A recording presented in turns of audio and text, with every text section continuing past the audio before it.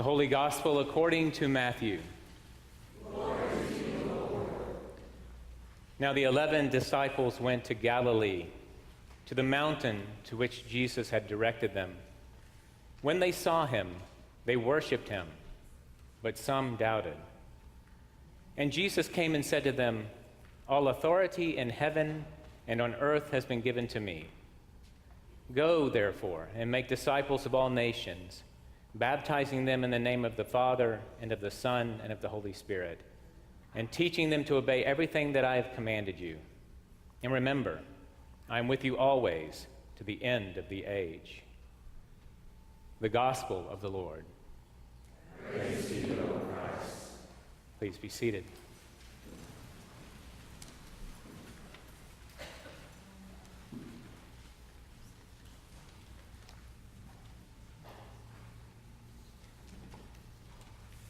So the other day, I actually took Pastor Pauline's advice. Shh. Do not tell her.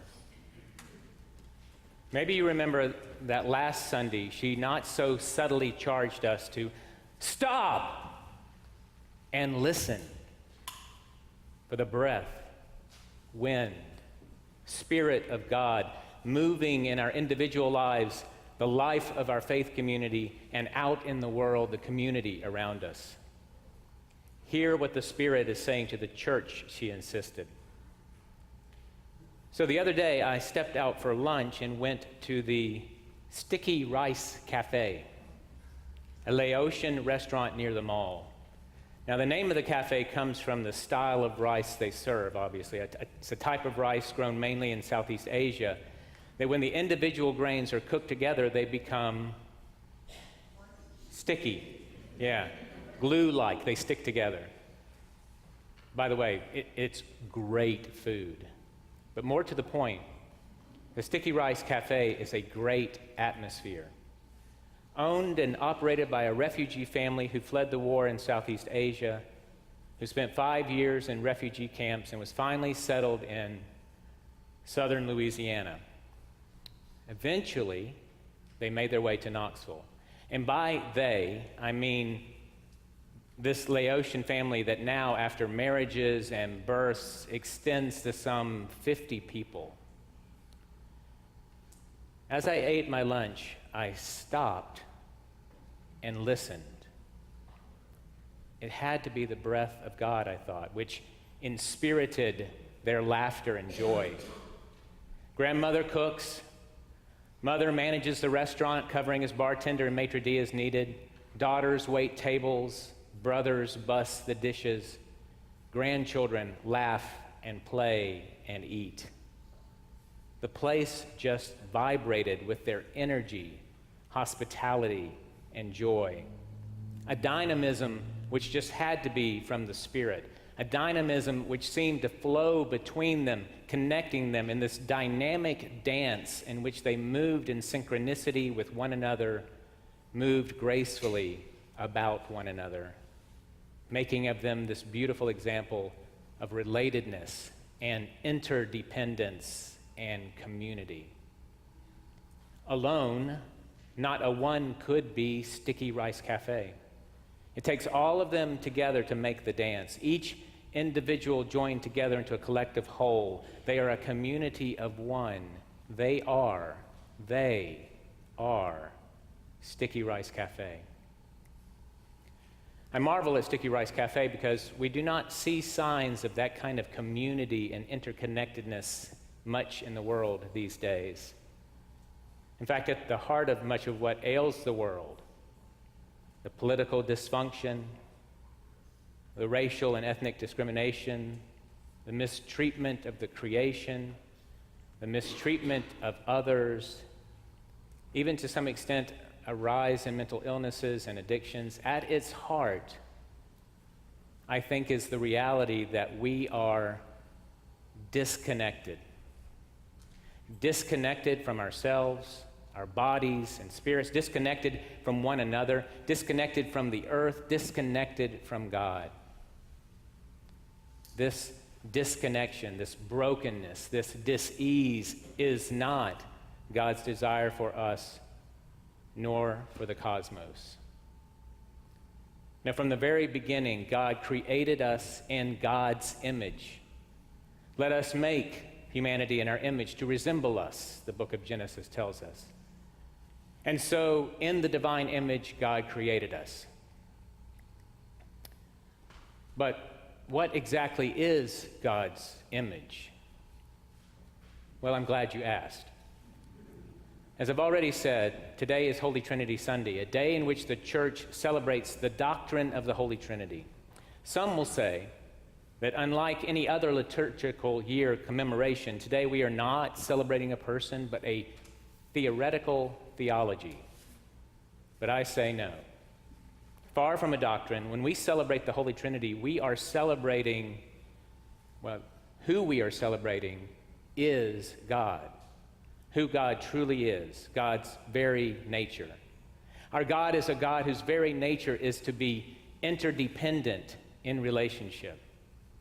In fact, the Franciscan author and contemplative Richard Rohr says that we should read the first words of Genesis like this. Instead of, in the beginning when God created, we should read, in the beginning when the relationship created. God is relationship. The relationship of three, parent, child, and spirit, forming a community of one. Or as the 3rd century Saint Augustine described God, God is the lover, the beloved, and the love who binds all together in one. Reflecting upon the Trinity, the Greek fathers whose writings inspired our brothers and sisters in the Eastern Orthodox Church more so than us in the Western Church, they suggest that, and here I borrow again from Richard Rohr, whatever is going on in God is a flow, a radical relatedness, a perfect communion between three, a circle dance of love.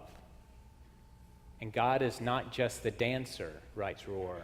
God is the dance itself. The dynamism of that flow, of that radical relatedness, of the divine dance between God, parent, child, and spirit is what creates life and love. God in three creates life and love.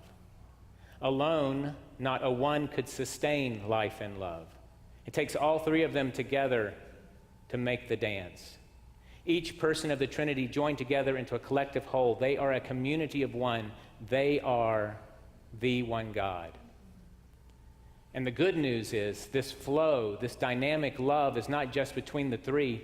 The divine dance flows out over the entire cosmos. A few years ago, I got to go on a sabbatical. And while on sabbatical, I got to worship at St. Gregory of Nyssa Episcopal Church in San Francisco. Standing at the communion table in the center of the nave, and there are no pews surrounding this altar table, I looked up, and there on the walls are these beautiful contemporary icons. Each icon depicts a different saint. There are 90 saints in all, plus 4 animals along with stars, moons, and suns, forming these 2 large circles of saints. In all, a 3,000 square foot painting which wraps around the entire church rotunda. And the central focus of the painting is a 12-foot tall icon of Christ. It was awesome to behold. I looked up at its inspirational beauty, and I couldn't help but laugh. I wasn't laughing at it as if ridiculing. No, mine was a laughter of joy. I laughed in joy at the sight of those 90 saints, golden halos encircling each head, the hand of each saint resting upon the shoulder of the next. I laughed in joy because those 2 circles of saints drawn larger than life, those saints were dancing. Everyone, even the 12-foot tall Christ, he was dancing. Father Richard Fabian, founding pastor of St. Gregory, in describing the dancing saints painting, writes, "While we dance below, the saints dance above, and Christ leads us all." God, the relationship, by the life, death, and resurrection of Jesus, and through the dynamism of the Spirit, intends that the divine dance flow out over the entire cosmos, and that we, all people, would be drawn into God's circle dance of love. Yes, each and every one of us is part of the divine dance. Native born or refugee, Republican or Democrat or independent, Christian or Muslim, one of faith or one of no faith, American, Russian, Chinese. The triune God is God of all, and all of us are invited to dance. The flow, the dynamism of that dance then is what gives us life and love. Life and love between us and God, between us and God and one another, and between us and God and all the earth. All alone, not a one of us can have life and love. It takes all of us together to make the dance, each individual one of us joined together in a collective whole. We are meant to be a living, loving community of one. We are, all of us together, God's beloved one. And that is God. That is who we celebrate on this Holy Trinity Sunday. And this is God's design for the whole cosmos, that we and the whole creation would be interconnected in relationship, interdependent on one another, meant for community, meant for this divine circle dance of love. And the power, the dynamism of God which flows between us, connecting us such that we move in synchronicity with one another, move gracefully about one another, such that we stick together in healthy relationship and community. That is what will heal this old, disconnected world.